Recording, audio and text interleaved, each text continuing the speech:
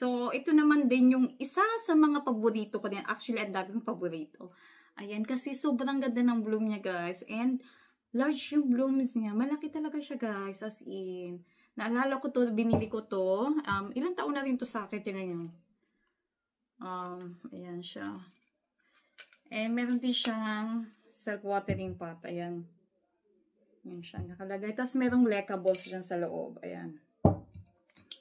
Ayan siya. And gustong-gusto ko siya, guys, kasi malaki yung flowers niya. Ayan. Naalala ko to nung binili ko to. Isa lang yung flowers niya, tapos malaki siya. Ganito din siya kalaki. As in, gandang-ganda talaga ako as in. It's yellow now. So, lahayaan ko na yan siya dyan. Kasi, one time nung tinanggal ko, natanggal pati yung ugat. Ayan. So, hayaan ko na lang siya. Ganyan ang flowers niya. Ang ganda. As in. And ganyan yung ano niya. So, ayan, meron na siyang baby leaf.